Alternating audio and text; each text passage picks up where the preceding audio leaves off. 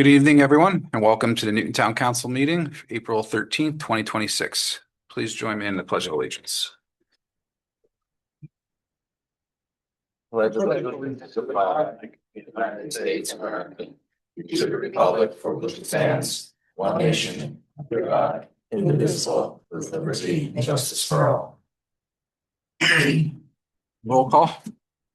Mr. Coos? Here. Mrs. Diglio? Here. Mrs. Teets? Here. Mrs. LaFois? Here. Mayor Dixon? Here. In accordance with the Open Public Meetings Act, notice of this regular meeting was given to the 2 newspapers of record and posted on the town's website and the official bulletin board. First up, we have a presentation.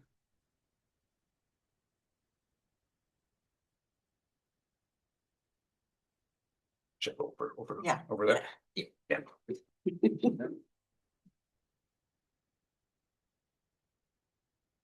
This is for Autism Awareness Month. John? Done?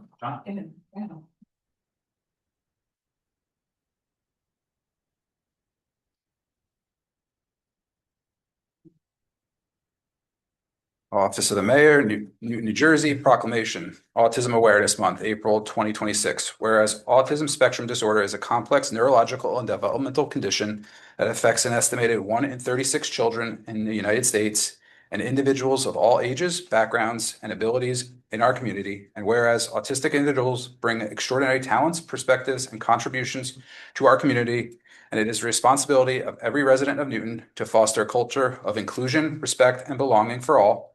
And whereas increased public awareness and education about autism enables families, educators, employers, and neighbors to better understand and support autistic individuals throughout their lives, the town of Newton recognizes the dedication of families, caregivers, educators, healthcare professionals, and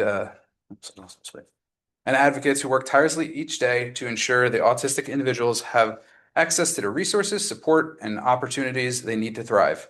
Organizations across New Jersey and the nation devote their efforts to research, advocacy, and the promotion of services that improve the quality of life for autistic individuals and their families.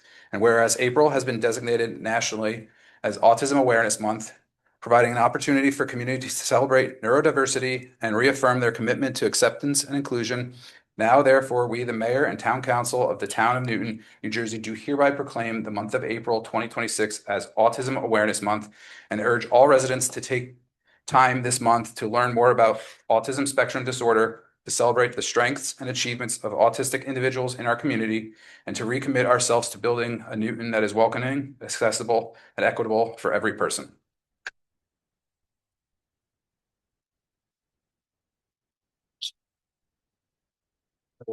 Thank you. Yeah. With you know these prison.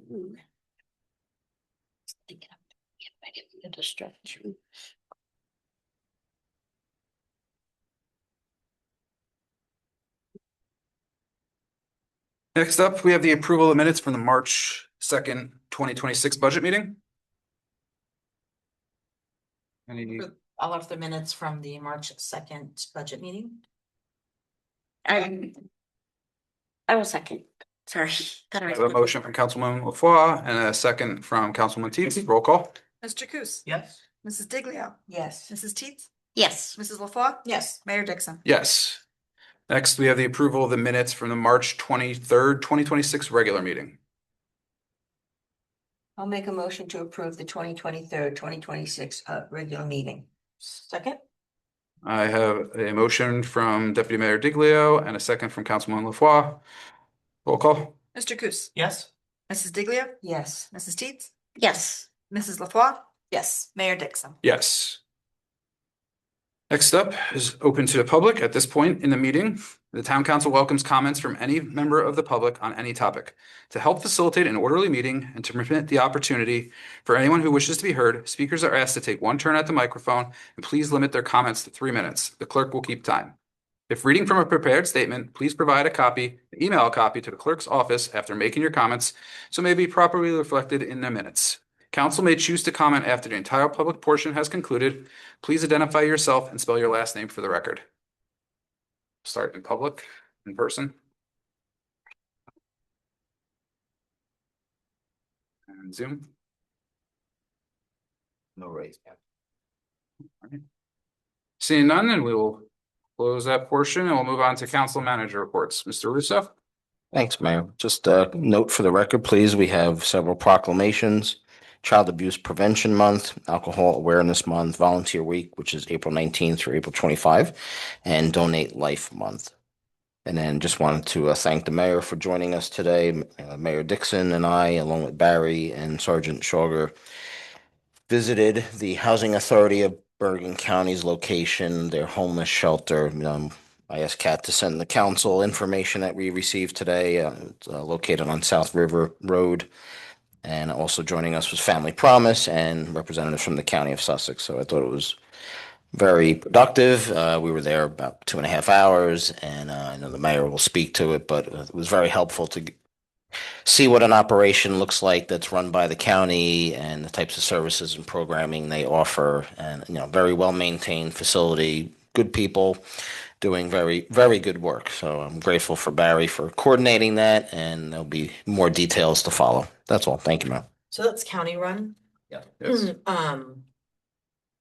So it's not a nonprofit, and how is it mostly funded? Is it HUD funds? Is it, A lot of it's driven by the county itself, and then they have a homeless trust. were any county representatives with you? Yes, Christina Marks, the administrator, was with us. Christina Okay. Florio. Is- and okay, it was good. good representation. All right, Councilman Coos, I have nothing, thank you. Councilwoman LaFois. Just a couple things. On March 26th, Councilwoman Teets and I attended the Sussex County Community College ribbon cutting ceremony for the Optics Technology Center. Very impressive. We've said it before, Dr. Homer is doing a great job up at SCCC. There were a lot of people in attendance, but it was really great to be able to talk to like Jack Stafford, who's the supervisor of the Optics Technology Program, and Jason Fruge, who's the Dean of Technical Occupations. Interestingly, as many of the vocation programs are being developed up at the college, because this is the first out of 3 ribbon cuttings, I think, that are coming up. This one was March, we have April and May. And I think everybody's got those invitations, but they're opening and directly employing people in the county to help teach, and then graduating people with the skills to go back and work in the companies and the organizations that are helping to fund the new technologies.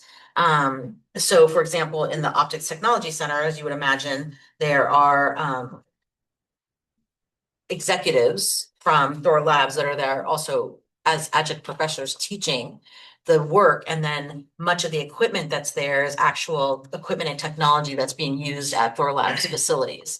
So it was really cool to kind of go through the classrooms, and I think a couple people were trying to be naughty and figure out how they could change some of the formulas that were on the walls to see if the students would pick up on it the next day. But it was good to actually see some of that in motion, and then talk to some of the students that have been benefiting, and then be gainfully employed as soon as they are able to graduate. So it's really exciting what's going on up there. It was good to be part of that. And like I said, we look forward to the grand openings and ribbon cuttings of the next 2 programs over the next couple of months. At the same time, if you don't already have your spring tickets for the dinners that are being done by the culinary program up at the Arbor Restaurant, it's too bad because they sold out apparently An within the hour. first 60 minutes, right? All 600 seats for the month or for the semester sold out for the dinners and lunches. Last time I looked, there were a couple of cooking classes, but lots of good stuff going on up at the college under the leadership of Dr. Homer. So it was good to be there for that. Just wanted to acknowledge and say thank you to our DPW, Michelle, thanks. Team that have been out doing street sweeping and winter cleanup. A couple of neighbors have commented that, they knew spring was coming because the DPW trucks were out there cleaning up the debris from winter. So thanks to the team. The continued expansion and growth up at the recycling center is always great. And then Tom, thanks for acknowledging National Volunteer Week. Certainly our boards, commissions, and others who make all the events happen in town, and all the extracurriculars. As we mentioned at the last council meeting, we had a great Easter egg hunt. We had a great senior luncheon. Yesterday, I understand that the bus trip out to the casino was also really well received. So obviously the administrative staff and the town staff lead those initiatives, but with a lot of volunteer support. So thanks for acknowledging that. That's all I have there. All right, Councilwoman Teets. Helen covered some of the things I was gonna mention. I'll just thank our 911 telecommunicators during this week is telecommunication week. As most of you know, I used to be one, and it's greatly appreciated that it's recognized, during the week. But they are pretty much the unsung heroes, on the day-to-day operations. So we appreciate them this week as well as the other 51 weeks of the year. The next school board meeting is May 5th. And if you read any of the Tap into Newton articles or any of the local news, they have their challenges with their budgets and they're still working on that. So more to come out of that on May 5th. And just a shout out to the Future Business Leaders of America. Both the high school and Halsted students are really doing significantly well in the competitions. I apologize, I don't have the numbers for the Halsted school, but the high school sent 65 students to the local New Jersey competition, where 31 of those students placed in the top 10, and 6 are going to the nationals in San Antonio, Texas in June. It's great. And I probably mentioned this before, but I was a member of FBLA back in the day when I was in high school and it had first started. And there were not the competitions there are today. So it's a great program. And I'm glad to see that there's so much involvement and support. That's all I have. Thanks. Okay, Deputy Mayor Diglio. Okay, third Wednesday this month is a primetime meeting, and this particular month, they are having a guest speaker to discuss scams because there are a lot of scams out there going on. So I know I've already had to call the police on one of them that came to my house. So anyone interested, any seniors would be nice. Like I said, third Wednesday of the month at the Firehouse on Mill Street. Third, yes, and then that's about it. Oh, plans are in the way for the Memorial Day ceremony and Community Day are well underway. And that's it. All right, thank you. So as Manager Russo mentioned, had the chance to go down today and tour Bergen County's facilities that they have for the homeless population. I do want to thank Barry Drager for setting that up and for everybody that came down, Sergeant Schauger, Mr. Russo, our partners with the county and Family Promise. And I appreciate all the time that Bergen County took out to kind of lay out, what worked for them, what's working well. It gave us kind of a lot of good things to think over, and kind of some pitfalls too, maybe that they've experienced. So it was a good discussion. I think there was a lot that we could take back from it. So I just thank everybody for their time and efforts with that. And the only other thing I wanted to mention is that bulk collection on May 2nd. So if you haven't gotten your permits yet, get your permits. And there's also paper shredding and all the events up at the recycling center as well. So make sure you remember that, put that on your calendars. How much are the permits? Permits, Under 50? $50. Yeah, $50. And that gets you up to 500 pounds of bulky waste curbside. That is all I have for the moment. There's no unfinished business, so we'll move on to consent agenda. All items listed with an asterisk are considered to be routine and non-controversial by the town council and will be approved by one motion. There will be no separate discussion of these items unless a council member so requests, in which case the item will be removed from the consent agenda and considered in its normal sequence on the agenda. Mr. Russo? 134 is authorization for me to negotiate for the Newton tank lease. 135 is an annual application renewal for junk dealer's license for George's. 136, change order number 4 for Montana Construction. 137 is the appointment of Chief Finkel for emergency management. 138 is compensation adjustments based on the 2026 budget. 130, and that's for non-union staff or anybody not covered by a collective bargaining agreement or individual contract. 139 appoints Alyssa Armstrong as our animal control officer. 140 additional school crossing guards for the school year. 141 credit to water sewer utility account. 142 bills and vouchers, and 143 is safe and secure grant application. Is there anything anyone wishes to discuss? If not, I'll take a motion. I'll move the consent agenda as presented. I will second that. Right. I have a motion from Councilwoman Laffois and a second from Deputy Mayor Diglio. Roll call. Mr. Coos, Abstaining from check number 15385. Yes, otherwise. Mrs. Diglio, Yes. Mrs. Teets, Abstaining from resolution 140, 2026. And yes to others. Mrs. LaFois, Yes. Mayor Dixon. Yes. All right. Next up, we have a couple items for discussion. First will be lead paint inspection to draft ordinance. Yes, so in your packet, we have some information provided by favorite clerk to talk about lead paint inspections and some updates that we'd like to make. Terry, I don't know if you want to just walk through real quick on that for the council. Right, so when they first instituted the lead-based paint requirements, each town was assigned through the Board of Health or State Board of Health, whether they had to do dust swipings or visual inspections. And at the time, we were just on the cusp of having to do a dust swiping, but we had to do the dust swiping. They did, I guess they review it. They don't tell us, so I happened to come upon seeing that we will no longer have to do the dust swiping. We can do a visual inspection. But our ordinance said dust swiping, so we wanted to make it so that we don't have to keep changing it. And the wording in it will go whatever the state dictates at the time. So we don't have to keep reviewing it or revising it. It's also probably save people some money when they do the inspections. Okay. But the first round, everyone did dust swipings. And the draft you have is done by Eric's office. Do you have questions for Eric? That's. So the only change is to Remove the make dust. the, Make it so that it's whatever the state dictates, the type of inspection that we have to do. right, so instead of specifying a methodology, it's just going to say whatever the state's requiring at the Mhm. time of inspection. Yes. Yeah, Yeah. okay, That's through DCA. yeah. Mhm.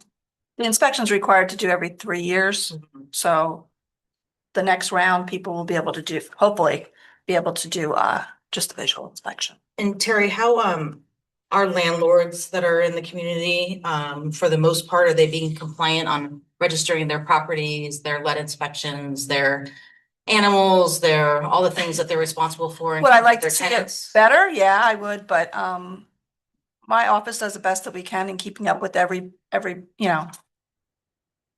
all of them. The lead-based paint one and the insurance one, that's one of the hardest ones to keep track of because people give you their insurance, but it all expires different times during the year. Right. And, they submitted this time, it's good for the next renewal process. But for the most part, they're getting there. If I had an extra set of hands, it would probably be a lot better, but that's not in the budget, so. And for the most part, we only know the landlords that we know of, but if the landlords that we do know of, if they're not compliant, we, what do we? I do the best I can to follow up with them, Mhm. but it's not something that I can devote all my time to, so. But most of them are compliant, I have to say, but it is something that is very fluid, where people have a house, let's say JP has a house and he's a landlord, he sells it. I don't know that person and the next person lives in it.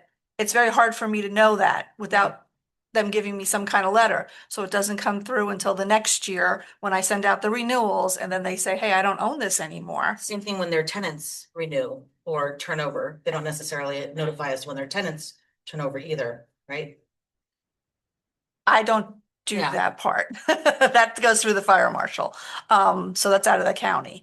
But yeah, so it's a time consuming thing. So then I have to send a letter to the new owner, and then whether the new owner is a landlord or they Well, no, are. I'm saying even when the tenants like turn over the leases, we're supposed to, isn't there something that also they have to Like update in- the insurance or No. the contact? No. nothing No, like I that? don't keep track of that. I just need to know that they have evidence of property insurance and that they've had their lead-based paint inspection. Yeah. And as far as who they rent to, I don't keep track of that. That's their own thing. I'm wondering if there's maybe a shared services opportunity. Because presumably you have Newton, which is a relatively high density apartment municipality. Stillwater probably not so much. I'm sure Stillwater does have rentals. I'm sure that Sandyston has rentals. I wonder if there's an opportunity here to maybe pick up some of these or have a conversation with the municipalities that, you know, have presumably some, but not a large quantity to maybe support additional manpower in this area. Since I mean, or how does Vernon do it? Because Vernon probably Mhm. is. I would assume that, you know, just off the top of my head, that Yeah, they probably have condos more and everything. rentals, period, than Newton does. Yeah, to be honest with you, I really don't know how they do it. I know there is one company out there, Lou Environmental, that does keep track of the lead-based paint, not so much the landlord registration. But a lot of the rentals in Vernon and Hardiston were built after 1978, so their requirement for the lead-based paint is not required. And Terry, just to clarify, when a tenant has a new, I mean, when a landlord has a new tenant, don't they have to get a CO? Yeah, that goes through the Sussex County Fire Marshal. Oh, that's to the fire marshal, yeah. Yeah, Mhm. So, yeah, that we used to do that in-house, but it's right. done by the county fire Yeah. marshal.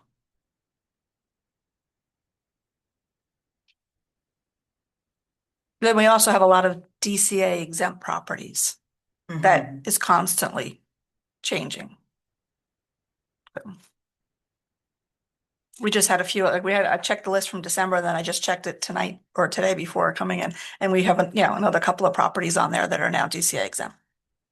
And what What is that? how do they qualify to be DCA exempt? I'm not sure what they're multifamilies and then they get on their inspection cycle, so I don't have to keep track of the lead-based paint inspections. But like, I think one of the ones on Spring Street just registered up there. See, Hall says for sale now, the former Mhm.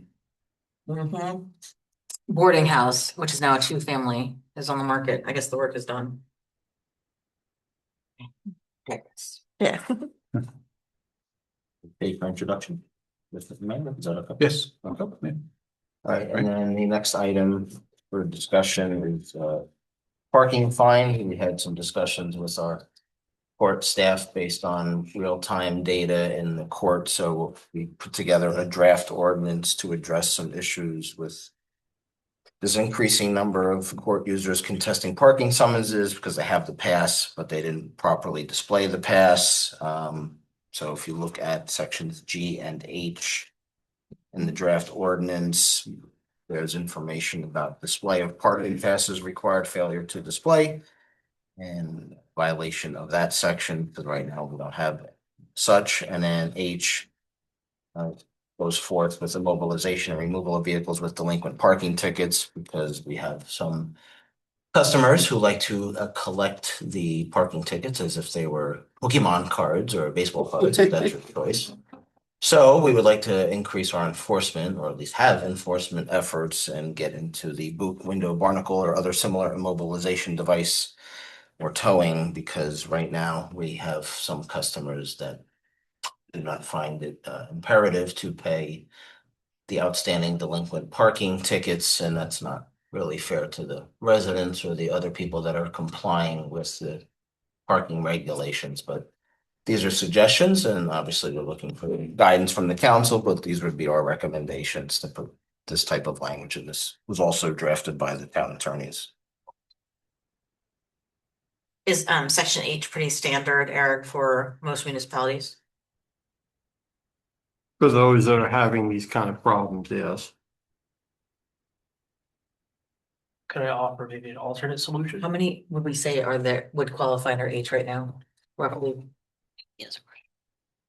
No, no, Well, answer, I don't have the quantity. Mine's a. I just know for Question. some. Yeah, yeah, we just go letter by letter. We'll start with G, get everybody's comments on G, and then we'll move on to H. Just So we're, I think there's a technology answer here without having to do anything with fines Drone. to balance, well, no, ALPRs. Well, not all of the police cars, but a number of our police cars have automatic license plate Mhm. readers. And presumably with Enterprise and the turnover, we may see more of these. Instead of the manpower need for a police officer to manually inspect the vehicle, just cruise around the parking lot, your ALPR will tell you whether or not, I mean, this is probably a registration system as well. I don't know how this is done on the back end because I've never had an overnight parking permit, but once someone registers for a parking permit, take their registration and you enter it into the database that is connected with the ALPR. Drive around the parking lot, it will say, oh, hey, this car does not have an overnight parking pass assigned to it. Because what that also does is I think you kill two birds with one stone. If I get an overnight parking permit right now, is that registered to my vehicle? And if it is, does a patrolman writing that ticket check to see if this parking permit is attached to the vehicle that it's on? The ALPR system will automatically ding it. Mhm. And I think you could even expand this to overnight parking, if there's an overnight or parking request just on any residential street. Same registration system, you put like a 1-day expiration or whatever the request is for, drive around, you automatically pick up whether or not this is someone who should or should not be parked there. Again, reduces the foot power need and solves your problem of the display, not display, because you don't have to display it now. You're in the registration system. Your car either is or is not. So an additional suggestion on top of that is, do most overnight parking pass people pay with a credit card? I don't think anybody, that office doesn't accept credit cards. They pay for it through finance. But they're not talking about overnight, they're talking about the daily passes and the monthly, that kind of thing. It's not just the overnight. Right, so is there a reason that we don't? Because I'm a resident of the town. Yep. I either A, want to park a vehicle on my street tonight because I just had my driveway sealed. I go on the registration site because it's electronic now. We enter my information, voila, I put my registration there, what cars can be on the street, it's in the system. If I want to get a monthly parking pass for lot whatever, why can't I then go to the site or even use the app and say, hey, I want to buy a parking permit, blah, blah, blah, blah, here's my credit card information, here's my reg, boom, I'm in the system, I'm paid, ready to go. Live, I can park.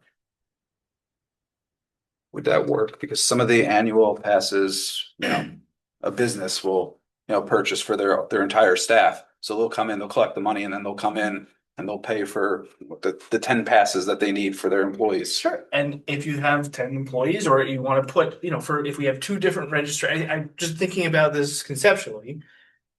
Depending on the limits of the registration system, the database, you either have a permit assigned to a registration or this permit is assigned to X number of registrations. Is that what you're saying? So are the permits assigned to specific vehicles or how are they? Because if it's not assigned to a vehicle, I could I give think mine to it's- Michelle's for tonight, Michelle can give me hers for I think tomorrow. it's a mixture of both, depending on who gets it, because like the county gets a certain amount of passes and they distribute it to their employees depending on what their position is. Were they parking overnight? We're not talking about overnight, we're talking about, Well, I thought we were talking just strictly overnight. no, these passes, Yeah. it says here, Annual Okay. percent annual. Sorry. Yeah. Merchant. so like the county distributes them to however priority is, so they're not assigned to particular vehicles. The county should be, so theoretically, if the county is issuing it to an employee, the employee has a car. That car has a license plate. We know what that license plate is. That's reported back to the county. County says parking pass XYZ123 is assigned to this license plate. Or these two license plates, because they have those two cars. And I think you cut out a lot of administrative issues. You cut out the over citations, the dismissals. and we leverage technology, which we spent the money on the ALPRs. Here's a way to use them. What I was gonna say about the credit card piece is that, and again, we would have to see if our credit card processing would be compliant for this, Tom. But if they sign for the monthly permit, could they sign that if they become delinquent or don't renew it or don't display it or whatever, that the town could assess a fine directly to the credit card that's provided? But we have to see if that would be, if that matches CPI compliance or whatever that compliance requirement is for credit card processing. See, but they don't take credit cards, they only do online payments, finance office. That's where they get them out of. But then, Why can't you take that? Do we get one? That's the question? Yeah. Oh, that's AOC. I don't know if they're even, no, it's AOS, they're talking about for issuing the passes, not for the, Oh. I can pay But then not for everybody credit pays card. by- Can I buy a permit?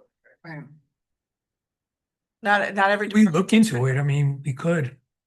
Well, yeah, but I understand that. There's a fee attached to I it. can't. That- Prevent it. That, I mean, it's the regular process. that'd be up to the CFO for that. I mean, again, I would say if we can take credit Yeah. cards at town hall for some things to be customer friendly, why can't we take them for all things? Even if we have to pass on the credit card fee like everybody else does, right? So maybe a separate parallel objective here, maybe review all of our department. Michelle, is this that epiphany moment that we had about online payments that we forgot about? This is what I'm getting into, maybe this is. And ironically, the information on the pool came out over the weekend, for membership and stuff, and it stated that, the concession stand and whatever else there is cash only. So a lot of people don't carry cash these days, so that would be another, opportunity that, if you do look into the credit card. Maybe to turn this into an actionable item, maybe just review all department payment systems and see if there's an opportunity for credit card, Apple Pay, Venmo, whatever, like sky's the limit, define it, but we're living in a more electronic world, particularly at the pool. It's a good example. Kids might not be showing up with $10 in their hand anymore, unfortunately, but they might have their phone and mom. The question is, how much are you gonna pay? There isn't a credit card today that doesn't charge. Now, in Yeah, CMI office, we pass on the processing fee to the. Of course. Yeah, that's Right. OP, I think now, yeah. Right. I think we would do that anywhere that we. Mhm. All right, so I'm gonna table this for future endeavors and we'll just look at payment first. On H, any recommendations on the delinquents? We have a few people with over 100 outstanding parking tickets. Really? Yeah. 100. Wow. Continue to park overnight in municipal lots and or street. We've suspended their driver's license and our registration and repeatedly noticed them for court. They ignore all of our attempts to comply. That's why they're recommending some sort of boot mechanism, window barnacle, or towing. Yep. For example, in Jersey City, if a vehicle has 5 or more outstanding delinquent parking tickets, or at least 300 or more in unpaid parking fines, it's subject to booting. So that's why that one is being recommended. Yeah, I mean, not only do they owe the money back, but that's time and resources that taxpayers in general are paying for. It's also a parking space that's tied up. I was just gonna say, so if you boot it, you're still tying up that parking space, but are they moving the vehicle like at some point during the day and then just coming back and parking again? Or is it a vehicle like that time we had one out by the, No, as far as I know, they're coming back. Parking because rides. There's no incentive not to. Yeah, right? yeah, to get that many, they might have to be ticketed every That's not time. bad at all, I think- it's 100 tickets. The question may have been like, is this just someone who's using that space as long-term storage, or is it actually a functional vehicle Right, that is that's what coming and I'm going, and they're just like, thinking. I believe it's Right, functional. it's not. a I think it's specific- functional. Then the boot would work. so, I mean, the problem with that is if someone is getting by and they don't. If I can park for free and no one's gonna do anything about it, why is anyone paying for anything? Yeah, but it's not an enforcement issue. Enforcement's doing what they're supposed to be doing. They're issuing the tickets, there's court summonses, but It's Yeah, but to that compliance. point, like, no they're one's. still able to park there and. Right. Boot away. Tow the vehicle. That's, Yeah. That's- and then they have to pay for the tow to get it out. Yeah. It's not there when they walk out of their building. Where's my car? Yeah. Because tell me about, so who then, okay, so a car gets booted, what happens then? They have to contact, they have to pay up. Who's booting and who's doing the unbooting? Well, this authorizes parking authority, which is only part-time with the police department. to Right, but the do we work. really want our officers booting and unbooting? Like if we contract with a tow company, then they're Contract called, to your on-duty tow. right, Tom? Then they're called, they take care of it, and then the person has to deal with the tow company, and the company's not gonna release it until they pay their municipal fines, no? I'll do whatever you tell me to do. Just give me the direction if you want me to go down, tow company and authorization. That's a different ordinance and we can look into that. You know what I mean? I mean, I'm just thinking of implementation, Yeah. right? So then if we're gonna boot or unboot, like who? So the town or the police department already has an on-duty tow company. Yes. If there's a motor vehicle accident, there's on-duty tow, on-duty record, they come and deal with it. Right. So This let's is see an what that additional, contract is. additional element of the towing contract that you can roll it out, and have them responsible for Sure. parking lot. Mhm. You have to have an ordinance in place though. Right, Yeah. right, for sure, for sure. So Tell me, whatever you want us to do, we'll do. during snow removal, how is this handled? So you have a car in the street, snow removal, we're calling it tow and towing them anyway. If they're in a municipal lot. Sure. And it's snowing, are we not, well, the question is, are we doing that now? I can ask. Yeah. Right now, I'm focused on just delinquent parking tickets and unpaid parking fines, and people are beating the system. For sure. So what I would say is if it's not already included, if there's a way just to take care of this at once, if we're gonna be talking about towing, booting, whatever, for the purposes of parking, if it's not already in practice for snow removal purposes or during snow removal, then that should just be rolled into it. Yeah, so then, Tom, the ordinance could be through the use of a boot, window barnacle, other similar immobilization device or towed. No? Or it says right there, maybe Yeah, it says towed. that. Yeah, so it would just be. Immobilized or towed pursuant to the association responsible for the payment of outstanding. Yeah, so I guess just my question is, if we just do the boot or the window barnacle, what is that? I was wondering the same. The implementation, like what is it? And then if it's towing, do we already have that covered in our I contract? think it's like a huge suction cup that goes on the windshield, like obscures your view. Oh. That's great that we're moving to collect on those dollars though. It's embarrassing. Wow. We're gonna have to do it though. Yeah. All right, so we'll keep working on it. Thank you for the feedback. We'll keep plugging. All right. Moving on, I will open the meeting to the public. Anybody wishes to speak, please step up to the microphone. Shame you. All right, seeing none, anybody on Zoom? Raise your hand.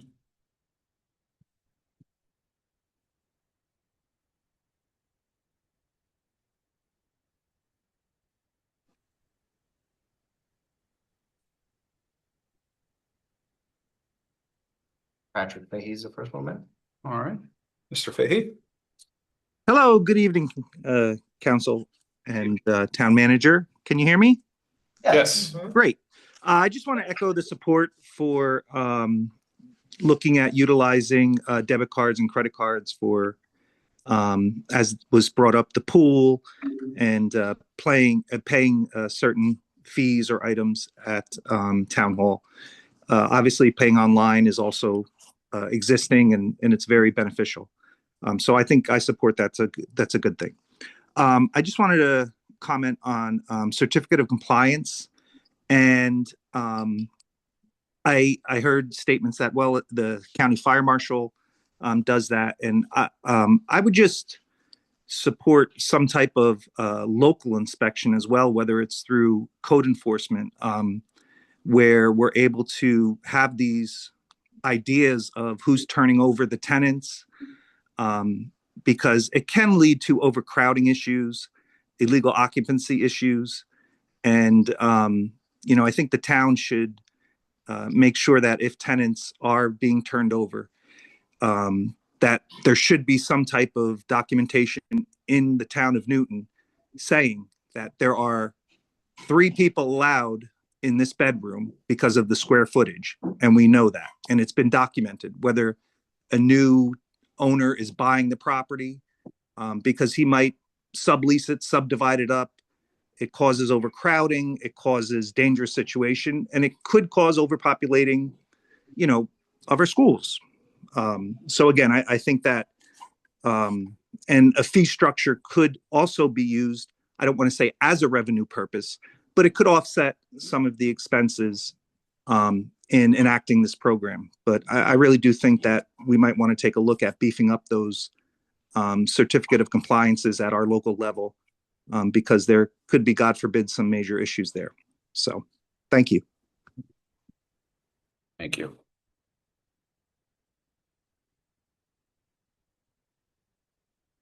No one else, Mayor. All right, seeing none, we'll close that. And we'll move on to council and manager comments. I do have a correction. I'm sorry. I'm 2 months or 2 weeks into April, further than everyone else. But the next school board meeting is April 21st. So not May 5th or Cinco de Mayo as mentioned. Thank you.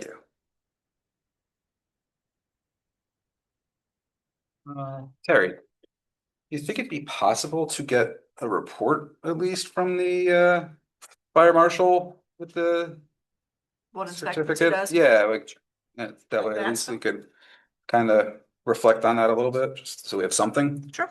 Okay. Just, I'm fairly certain this is already included in monthly reports. I believe under the code enforcement section, there But is a since section we for switched- certificate of compliance issue. Well, we used to do them in-house. Right. As of August of last year. It's part of our shared service with the fire marshal, so they do it. That might be, I mean, just being remembering Right. Yeah. from, It used to be included in it. Yeah, so if they could just pass that information. Yep. Anyone else? All right, seeing none, we have no executive session, so I will move to take a motion to adjourn at 7:42. So moved. I will second. Motion from Councilwoman LaFawn, a second from Councilman Teets. All in favor? Aye. Aye. Thank you, everyone. Thanks.